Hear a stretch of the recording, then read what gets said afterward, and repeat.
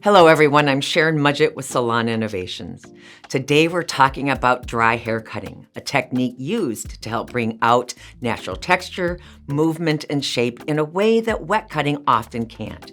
It's a great option for customers who want to see their haircuts come to life during the service. Now, before we get started, be sure to subscribe to the channel and turn on notifications so you don't miss the stylist education that we've got in store. Dry hair cutting is, just as it sounds, performed on hair in its natural dry state. That means no water, no blowouts before the cut, and no guessing how the hair will behave once it dries. By cutting the hair exactly as it's worn day to day, you get better visibility, more control, and a stronger connection with your customer's texture and style. Dry cutting offers precision and personalization that's hard to match with traditional wet cutting. For curly and wavy hair, it allows you to work with the natural spring and fall of each strand, preventing shrinkage or surprise length changes. It also gives you the ability to tailor the cut around cowlicks and unique growth patterns. So I'm going to begin first by creating some movement. Now there's a light layering that's been placed in here, but I want to create a little bit more definition. I want more shape. So I'm going to use shark fin convex shears. I love these shears because they are longer. These are 6 1/4 inch. The longer of a shear that you use, the easier it is to go in and to work within these sections. So because I am using this on dry hair, I want to make certain that wherever I'm placing this, I don't ever want to close the blade. The blade needs to stay open. And I'm going to start working down because I want to create a little bit more movement in this area. So I'm going to comb this through. I'm going to lay my shear inside and I'm going to pick this up and I'm going to incise. So incising is when I'm just doing little micro cuts and I'm never closing the blade all the way, just teeny tiny fine micro cuts. So I go in, I place where I want to begin my texturizing or my dry cutting, and I'm just going to walk this down very carefully to the ends. Dry cutting puts more stress on your tools than wet cutting, so investing in durable steel and ergonomical handles can help make a big difference. Shark fin shears have a convex edge that is made from a 440A Japanese steel and features highly sharp convex edges. The Olivia Garden Dragon series are made from a high-quality Japanese steel with a titanium reinforced coating and features powerful convex blades designed for maximum sharpness and smooth, precise cutting. Dry cutting works especially well for customers who wear their hair naturally and want the shape that follows its own movement. It's a great choice for those growing their hair and needing just ends being dusted, or for anyone that is looking to refine their texture without making major changes. It's also ideal for adding movement to layered or feathered haircuts and for enhancing color by building in dimension and softness. Now, this technique works best when the goal is to refine and not reinvent. A light leave-in conditioner or curl cream can be used to control frizz and define the curl pattern for a more precise shaping. A dry texturizing spray or a volumizing powder may also be applied before or after the cut to boost movement and to help visualize the final shape. One of the first things that I want to do is I'm going to either use, like our glossing cream, or I'm going to use a curl texture cream, whatever seems to be for the best of the customer's texture of hair. So a small amount of our glossing cream. What is really great about using a medium when you're cutting or dry cutting hair is it stops the hair from floating all over the place and it gives you that little bit more of control. So you don't need a lot, just a little bit will go a very long way because you really want to keep the hair dry. Then I'm going to go through and brush that product through completely. These small steps make it easier to tailor the cut to the hair's natural form. Dry cutting can work for all textures, but your techniques need to shift based on what you're working with. When cutting fine hair, the goal is to create an illusion of fullness and body. Blunt perimeters can help add weight to the shape, while soft face framing details give definition. Longer layers are better for maintaining density, and because fine hair can look wispy when overworked, dry cutting allows for more careful control. Slide cutting is probably one of my favorite techniques to use in dry cutting. So I may apply just a little bit more of my glossing cream because I want to control what I'm doing. I'm going to comb that through.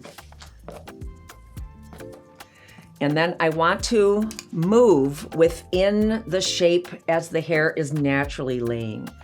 Okay, so see, the hair is in its natural fall. This is the direction that it wants to move in. So I'm going to go in and lay my blade right in, and I'm just going to slide through, right on through that hair shaft.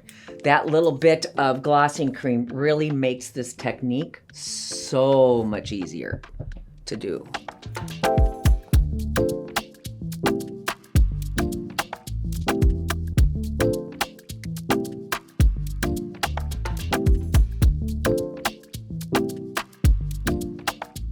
Thick hair, on the other hand, often benefits from interior weight removal. Point cutting or interior structural planing are great for breaking up density and giving the shape more movement. Since thick hair tends to hold bulk in certain areas, cutting it dry helps you to see exactly where the weight sits and how to soften it out. Layering focuses more on movement and softness. So if I were going to be removing bulk, I'm going to do what is called interstructural incising. Now what that is I'm going to be going in and I'll take my comb, I'll lift up a section of hair here, and I'm literally going to take this section of hair and I'm going to drop it into the shear that's wide open. Okay? Remember, we don't want to get too close to the scalp. We're going to stay at least 1 inch to 1.5 inches away from the scalp. And as I am incising, I'm just going to gently lift up and out. What that is going to do is remove bulk from underneath and make this hair so that it collapses a little bit more. That's called interstructural planing or interstructural incising. If I've got somebody who has really thick hair, and I'm planning on using a texturizing shear, I have to be careful because it is very easy for lines to show up. It's very easy to get too close to the scalp. And if we get too close to the scalp, what ends up happening is those shorter hairs start popping through and it just makes the hair look frizzy and fuzzy, and that's not what the intention of dry cutting is. So if I am going to go in and debulk this customer with a texturizing shear, I want to make certain that when I go in, I'm going in and I'm alternating the shear. This is going to help eliminate any defined lines that could end up happening.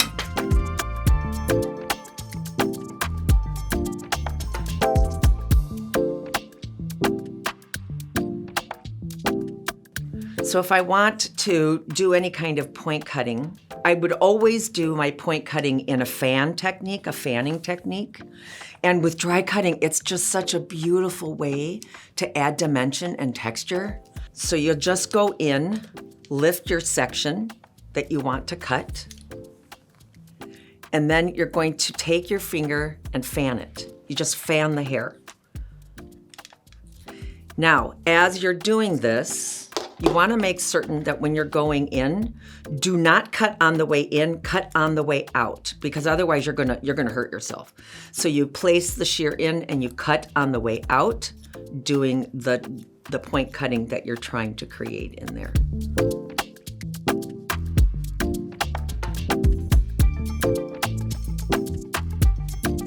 When preparing for a dry haircut, a few simple tools go a long way.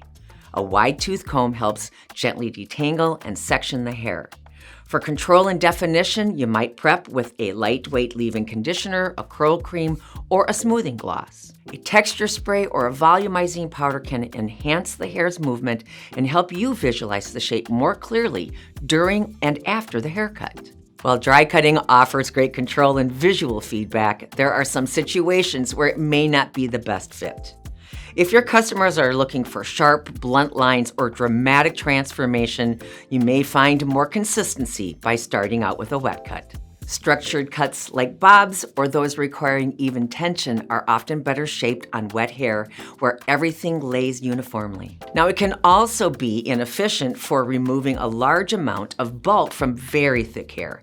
Now, in these cases, starting with a wet cut to establish the base shape and then lighten the load, then go in and refine it dry for texturizing and to create more movement is a smart approach. So it's important for us to be cautious about over-texturizing, especially on fine hair.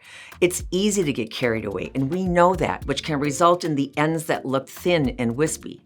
Dry cutting is best used for refine and personalizing and not to remove mass or reshaping the style from the ground up.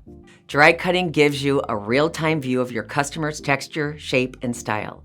It allows for personalized adjustments, helps reduce surprises, and creates results that feel more natural, more manageable, and more intentional. Whether you're shaping curls, removing bulk, or just softening the overall shape, dry cutting helps you to cut with confidence and clarity. And when done right, it builds trust with your customers. They're seeing the cut come together right in front of their eyes. If you found this video helpful, go ahead and give it a like, click subscribe, and turn on notifications so that you never miss what's coming next. Thanks for watching.